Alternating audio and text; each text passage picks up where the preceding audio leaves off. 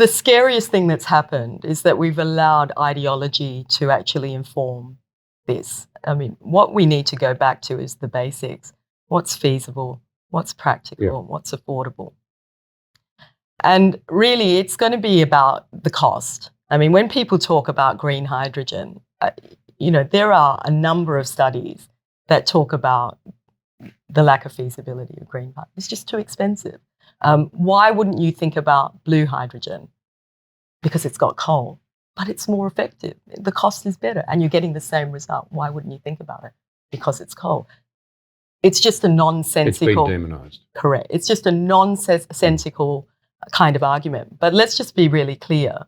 The only people who really seem to have had it in the last 6 years I've been doing this role, I've often said it's like being schizophrenic, really. It's like running this schizophrenic. When I'm in India and China, my conversations and the ASEAN are all about how do we do this better, Michelle?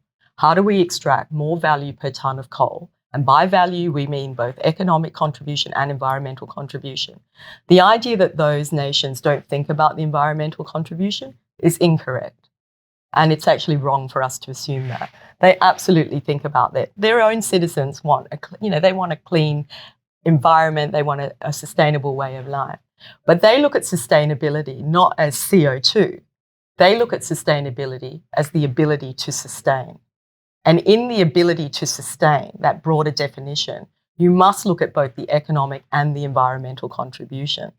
And that's really taking that conversation. It's a much more sophisticated conversation in those regions. It's real problems facing real people. It's about, bringing people out of poverty, sustaining modern life, giving them more opportunities to really succeed and be better than they were yesterday. And that kind of ambition is really great to watch. Then you go into the developed economies, and probably particularly the Western nations, I would have to say, where the conversation was, I don't like coal. I mean, where do you go with that? But we know what its contribution is. No, but I don't like it. We've got a replacement for it. But we know it's not a direct replacement for it. And so the conversations kind of get stuck in what I think is quite an ignorant, way of looking at life, but also dangerous, irresponsible. And when people talk to me about responsible investment, I really like to take them back to, is that an economically responsible contribution that you're making there with that investment? Because that is equally as important as an environmental, contribution. That's where I think we have a little bit to learn from developing and emerging markets. They're balancing that economic and environmental contribution really well.